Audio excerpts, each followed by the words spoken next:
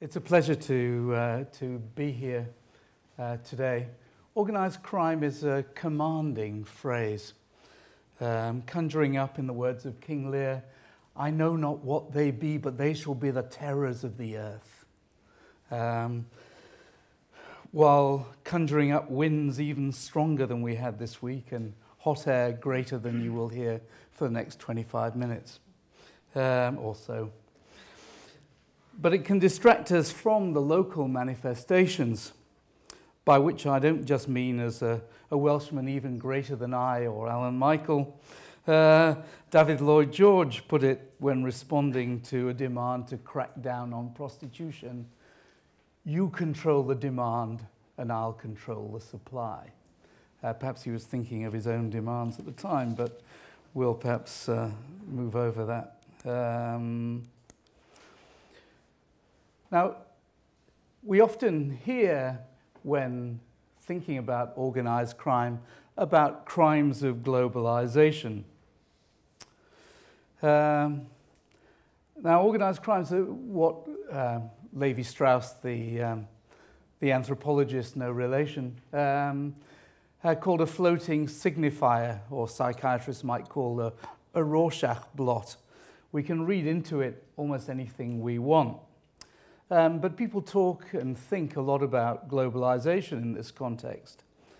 And this brings up the question referred to by Lord Deer to start with.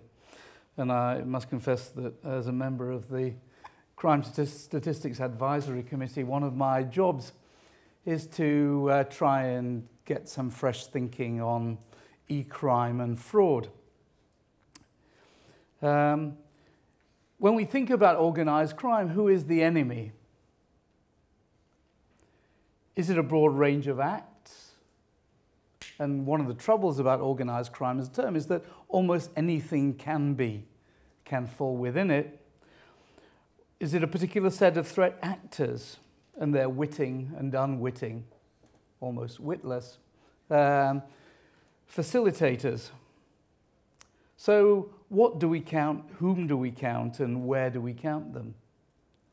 The Financial Times ran a crime map of London quite recently in its weekend supplement, which carefully supplied by UCL.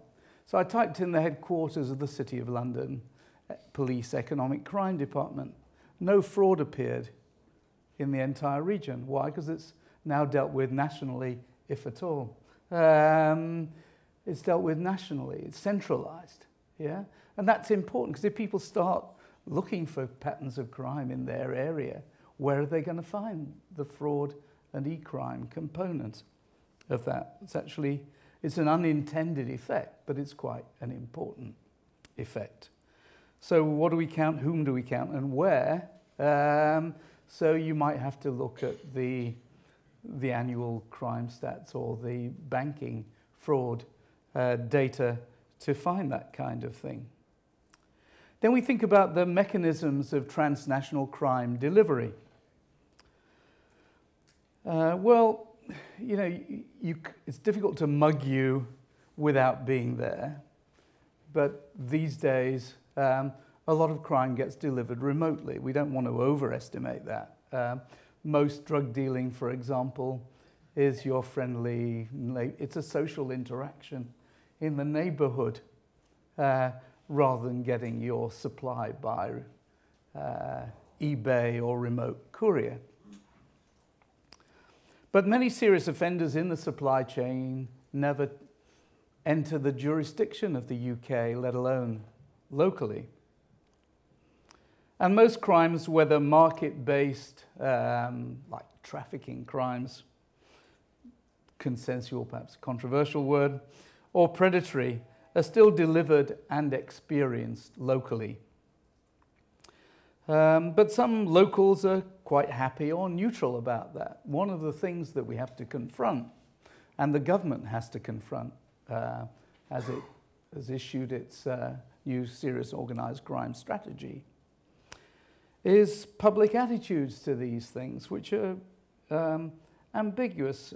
The best study I've seen on this recently is in Scotland, When asked what they associated with organised crime, 72% said drugs, 20% said money laundering, 18% people trafficking, only 8% said theft or robbery, and 11% counterfeiting. Don't worry, I'm not going to give you a whole load of stats. Yet of the 1 in 10 who said, and bear in mind that's 1 in 10 people in Scotland, who said that they'd been affected by organised crime in the last 3 years, theft and burglary ranked high as their reason for saying this, drugs by 1 in 8 of those affected, and payment card fraud were the only real offences mentioned. So we have a kind of ambiguity, and most people are quite happy to buy knockoff stuff from, the local store, etc. Less so if they buy it from a major store, believing it to be the genuine article. Yet 84% considered organised crime to be a serious crime in Scotland, even more in the most deprived areas. So we have lots and lots of kind of contradictions and ambiguities. And what does local mean for businesses, or for that matter for action fraud? We have to think about. So the 3 dimensions of harms and risk that I want to talk about. I have a bit more to say about costs later, but the impact on victims and on third parties who fear crimes. Fear of identity crime is a major hot ticket item. It's actually one of the most significant forms of fear in contemporary society, because in a way, whatever you do, how do you avoid it? Then there's the media imagery of the risks, which drives and reflects politics. Human trafficking is very, very bad. It's more common than we think of it. Is it a national threat? In what sense is it a national threat? I'm not so sure it is a national threat. It's a threat to those people. But are we going to be swept along by a tide of unlawful human trafficking? I don't think so. So it's a local threat and it's a very harmful act. But the whole construction of what we mean by a national threat is, I think, quite a difficult issue. Continuing risks, may get some questions about that later, but the continuing risks arising from the kind of people who are committing crimes. Rand Europe did a recent study for the European Commission, which used the term polymorphous criminal networks, responding to changes in their markets by looking for alternative licit and illicit ways to secure their position and income. Is that the case? I'll return to that. And there is a growing merger of traditional organised crimes with some forms of fraud and environmental crimes like toxic waste dumping, fly tipping, etc. And that can occur transnational across UK border and local level. And there are also insider threats and economic crimes where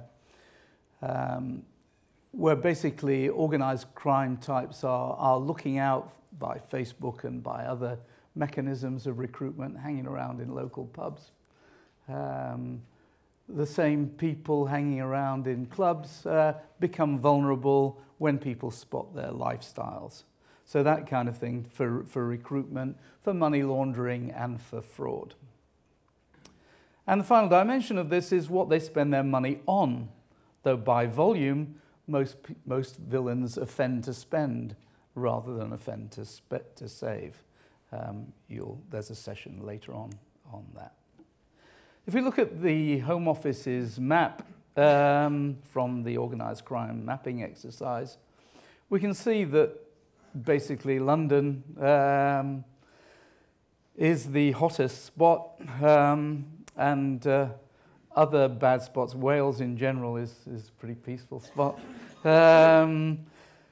But that's not where the effects are. That's largely where the offenders kind of emanate from. And that's a different way of thinking about the problem.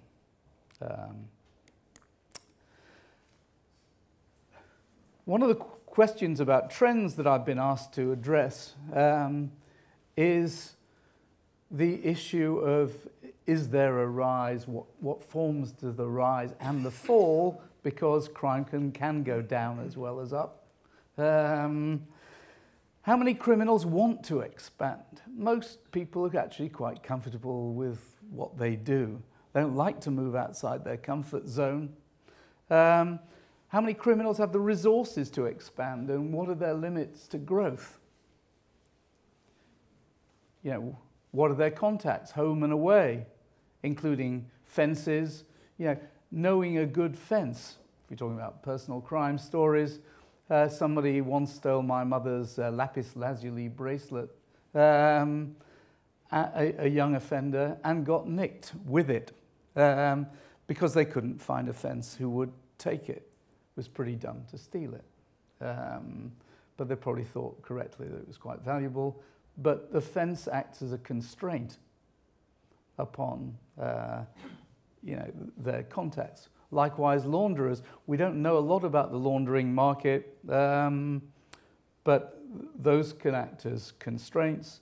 Skill sets, including self-discipline, vary by types of offence, how confident you are about diversifying, and how scared you are both of enforcement and of your rivals. Why should we assume that patterns observed in one area will automatically happen elsewhere? And what I think we need to worry about is what factors would generate any rapid change, plus or minus, in the exploitation of criminal business opportunities. If you look at the amount of stolen identities in the UK, they are vastly greater than the number that are currently exploited.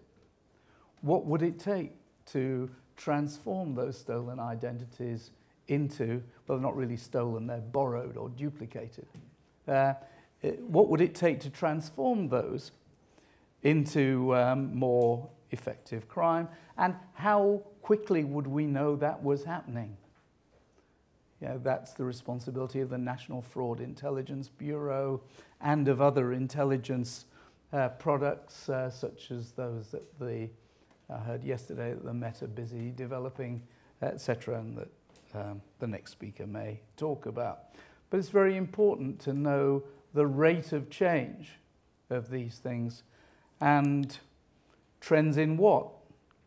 So this is another way of thinking about the same issues. Work out what tasks criminals need to perform in order to do their jobs more effectively.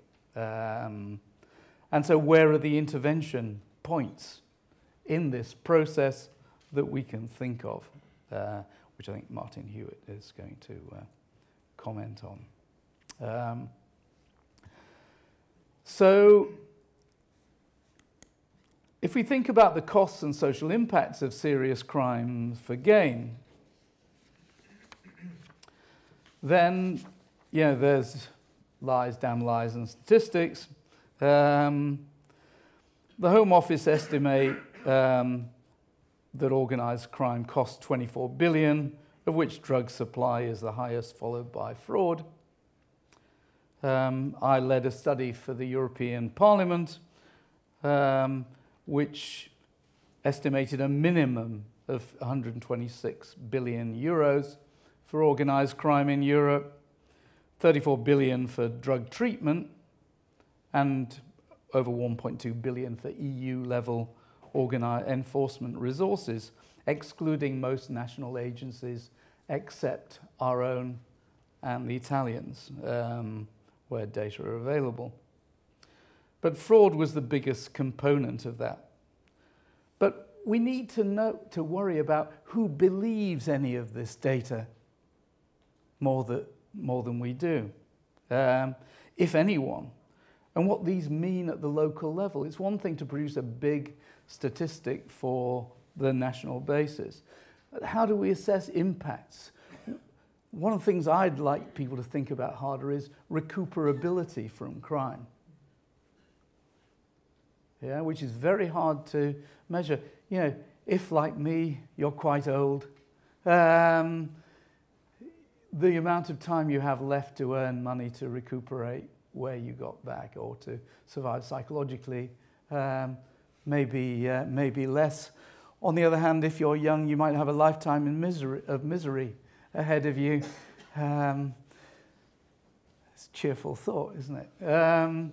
Those are some quite big hot-ticket issues about the costs and impacts that we need to start thinking about, not necessarily measuring in the precise sense. I take Lord Deer's point, but we need to think about recuperability. So a small crime against a vulnerable individual can have much more impact than a bigger crime against somebody better resourced, like perhaps many of the people in this room, including me.